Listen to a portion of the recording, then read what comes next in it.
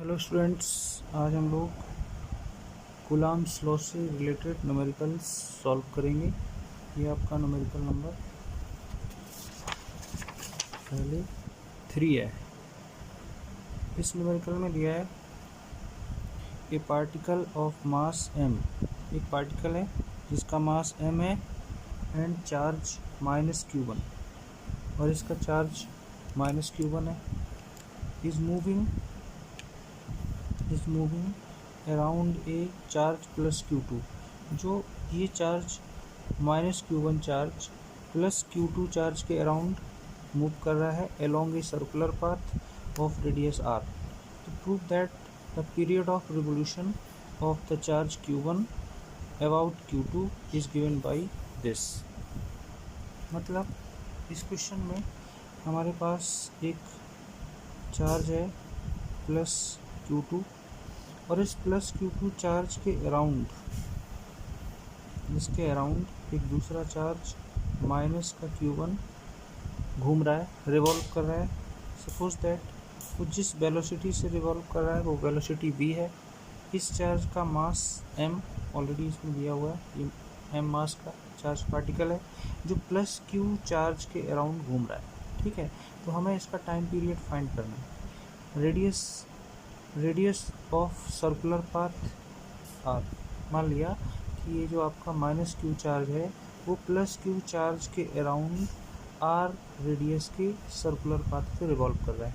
ठीक है, अब क्योंकि आपका ये वाला चार्ज जो है वो -q1 है, दूसरा वाला चार्ज +q2 है, तो दोनों अपोजिट नेचर के चार्ज हैं, और जब अपोजिट नेचर के चार्ज होते हैं उन दोनों के मिडिल में अट्रैक्टिव फोर्स अप्लाई होता है। ठीक है, इसलिए ये वाला चार्ज इसके ऊपर एक अट्रैक्टिव फोर्स अप्लाई करेगा जो कि एक इलेक्ट्रोस्टैटिक फोर्स होगा। सिमिलरली जब भी कोई चार्ज पार्टिकल या कोई भी बॉडी सर्कुलर पाथ पे घूमती है तो उस पर एक फोर्स लगता है जिसको बोलते हैं सेंट्रीपिटल फोर्स। तो वो यही इलेक्ट्रोस्टैटिक फोर्स आपका सेंट्रीपिटल फोर्स में कन्वर्ट हो जाएगा। ठीक है, तो अभी हमने यहाँ मान लिया है कि आपका चार्ज q1 माइनस का charge q1 plus q2 charge के अराउंड रिवॉल्व कर रहा है। ठीक है, और plus q2 charge minus q1 charge को अट्रैक्ट करेगा, और अट्रैक्ट करने के लिए एक इलेक्ट्रोस्टैटिक फोर्स अप्लाई करेगा।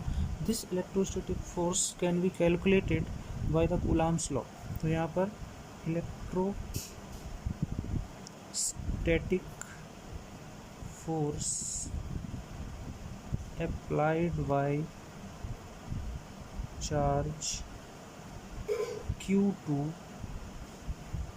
on charge minus q1 F electrostatic is equal to 1/4 pi epsilon naught q1 q2 upon distance कितनी है, r मीटर है, r square. This is equation number first. अब ये जो आपका इलेक्ट्रोस्टैटिक फोर्स है यही फोर्स कन्वर्ट हो जाएगा सेंट्रीपिटल फोर्स में। तो सेंट्रीपिटल फोर्स का फॉर्मूला क्या है, centripetal force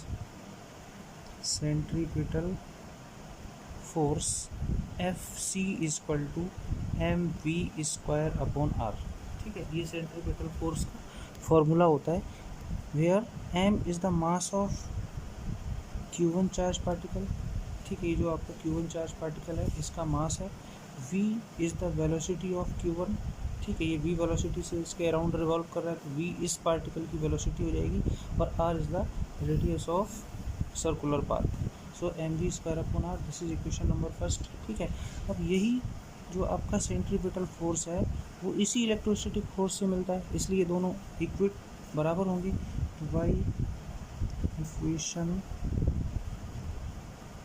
1 and 2 F electrostatic is equal to F centripetal. अब इसकी वैल्यू पुट कर देंगे, तो जब हम वैल्यू पुट करेंगे electrostatic force 1/4 pi epsilon naught q1 q2 upon r square is equal to centripetal force की वैल्यू यहाँ पुट कर दो, ये वैल्यू इधर पुट कर देंगे, mv square upon r। r से एक r कैंसिल आउट हो जाएगा, हमारे पास क्या बचेगा यहाँ से 1/4 pi epsilon naught q1 q2 upon r is equal to mv square. हम यहाँ से वेलोसिटी की वैल्यू फाइंड कर लेंगे। वेलोसिटी इक्वल टू क्या जाएगा, इधर डिवाइड कर दो, V square equal to 1/4πε0 Q1 Q2 upon m into R. Velocity v equal to √1/4πε0 Q1 Q2 upon m into R. ठीक है, तो ये वेलोसिटी आ गई इक्वेशन नंबर 3। अब सिंस हमें क्या फाइंड करना है, हमें टाइम पीरियड फाइंड करना है।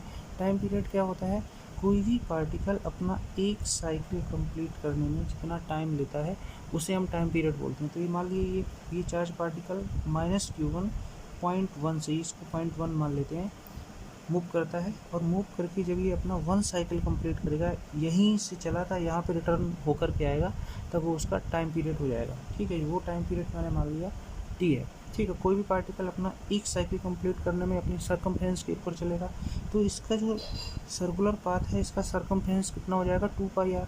ठीक है, तो यहाँ पर path covered by -Q1 equal to 2πr।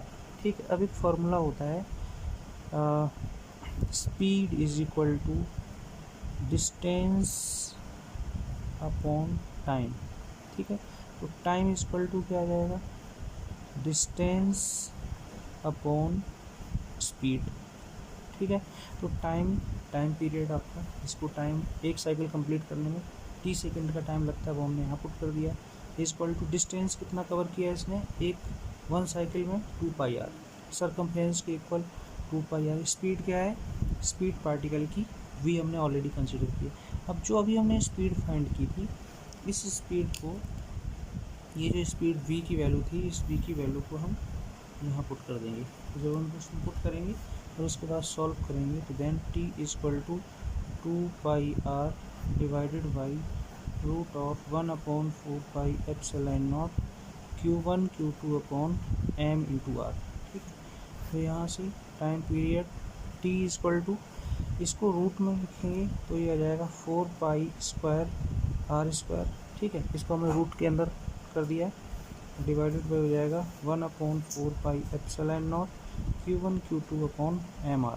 ठीक, अब ये वाला जो पोर्शन है, इसको हम यहाँ शिफ्ट कर देंगे। जब हम यहाँ शिफ्ट करेंगे तो हमारा रिजल्ट आ जाएगा t इक्वल टू √16, 4 का 4 से मल्टीप्लाई करेंगे 16 पाई, यहाँ π², यहाँ पाई क्यूब हो जाएगा, ε0 m into are cube, r² और r divided by Q1 and Q2।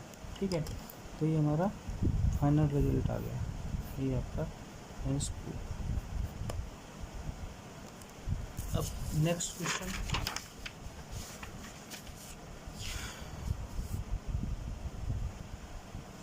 Question, दिया है, 2 आइडेंटिकल चार्जेस, 2 आइडेंटिकल चार्जेज हैं। आइडेंटिकल चार्जेस का मतलब सेम, एक जैसे, जिनका चार्ज q है। 2 identical charges q each are kept at a distance r। ठीक है, दोनों चार्ज पार्टिकल एक दूसरे से r मीटर की डिस्टेंस पे रखे हैं फ्रॉम ईच अदर।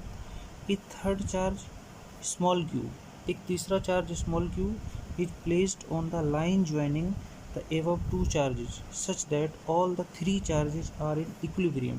ठीक है, एक थर्ड चार्ज इन दोनों चार्जेस के मिडिल में रख दिया जाता है, और अरेंजमेंट इस तरीके से रहता है कि पूरा सिस्टम इक्विलिब्रियम में है। Then what is the magnitude, sign and position of charge. ठीक है, हमें थर्ड चार्ज का पोजीशन और उसका मैग्नीट्यूड फाइंड करना है। तो अभी सॉल्यूशन में, सपोज दैट ये फर्स्ट चार्ज और ये सेकंड चार्ज, ठीक है, दोनों ही चार्ज आइडेंटिकल हैं, तो मतलब इसकी वैल्यू q और इसकी वैल्यू भी q, क्योंकि हमें ऑलरेडी इसने दे रखा है, और दोनों ही चार्ज r मीटर की डिस्टेंस पे प्लेस किए गए हैं।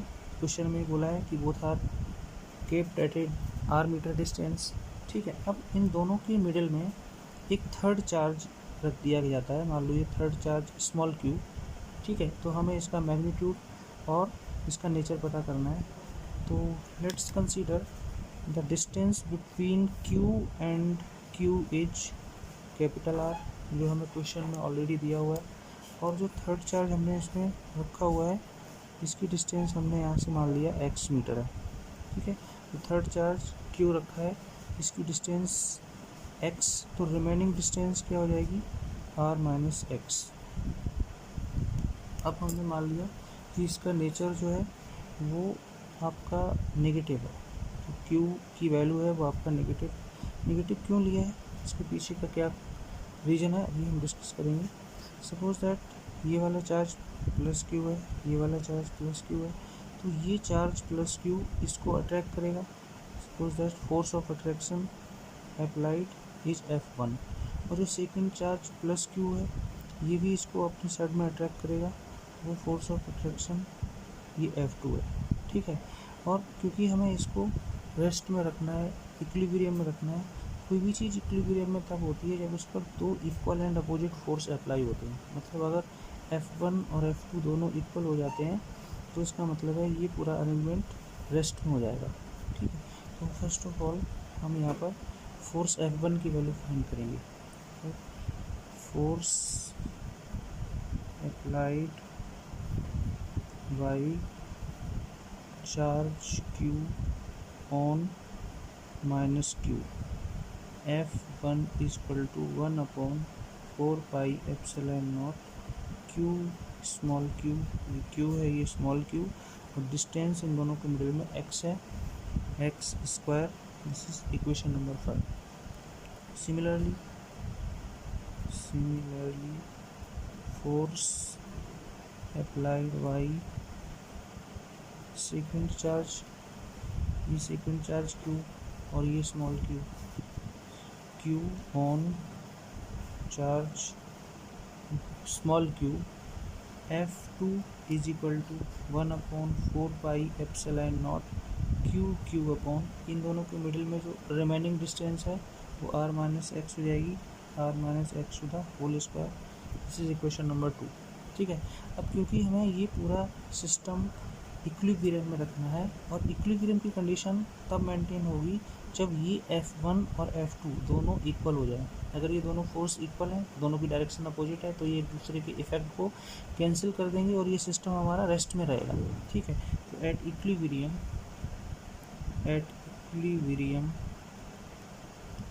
F1 should be is equal to F2, ठीक है। तो F1 की वैल्यू पहले पुट करेंगे 1/4 pi epsilon naught q upon x square is equal to, F2 की वैल्यू पुट करेंगे 1/4 pi epsilon naught q small q r minus x to the whole square. 1/4 pi से 1/4 pi cancel out, small q capital Q cancel out, then here is 1/x square is equal to 1/r minus x to the whole square. दोनों side का root लेंगे तो 1/x is equal to 1/r minus x. Cross multiply करेंगे, तो जब हम यहाँ से क्रॉस मल्टीप्लाई करेंगे, इसका मल्टीप्लाई यहाँ, इसका मल्टीप्लाई यहाँ करेंगे, तो ये r minus x is equal to, इसका मल्टीप्लाई यहाँ करेंगे तो ये आपका x आ जाएगा, x को उधर शिफ्ट कर दो, r इज इक्वल टू हो जाएगा x plus X, then 2x is equal to r, x is equal to आ गया r/2। इसका मतलब है कि जो थर्ड चार्ज हमने पुट किया है ये मिडिल में होना चाहिए, r/2 का मतलब जस्ट सेंटर में, ठीक है। अब नेक्स्ट कंडीशन देखते हैं। अभी हम इस पर देखते हैं, इस पर कौन सा फोर्स अप्लाई होता है।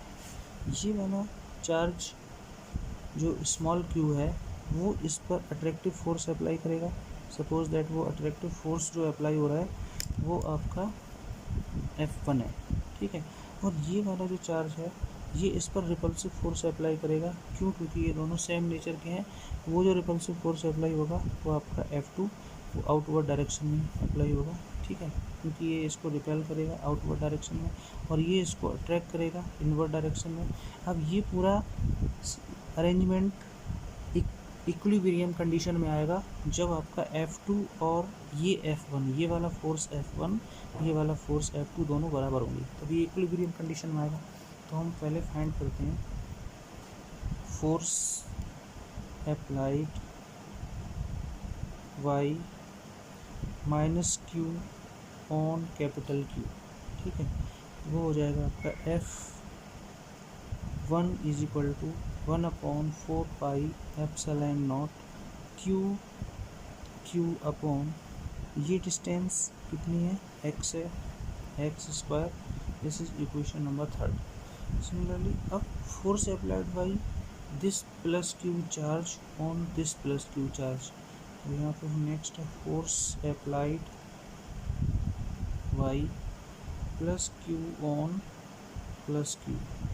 ये आपका यहाँ से F2 is equal to 1/4 pi epsilon naught Q upon, तो दोनों के मिडिल की डिस्टेंस कितनी है, टोटल x मीटर की डिस्टेंस है यहाँ से लेकर यहाँ तक का।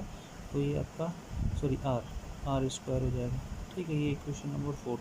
अब एट इक्विलिब्रियम F1 और F2, ये वाला फोर्स F2 और ये वाला फोर्स F1, ये दोनों फोर्स इक्वल होने चाहिए। At equilibrium F1 is equal to F2, दोनों की वैल्यू पुट कर दो। F1 की वैल्यू क्या है, ये F1 की वैल्यू है 1/4 pi epsilon naught q into q upon x square is equal to, ये F2 की वैल्यू है 1/4 pi epsilon naught q into q upon r square.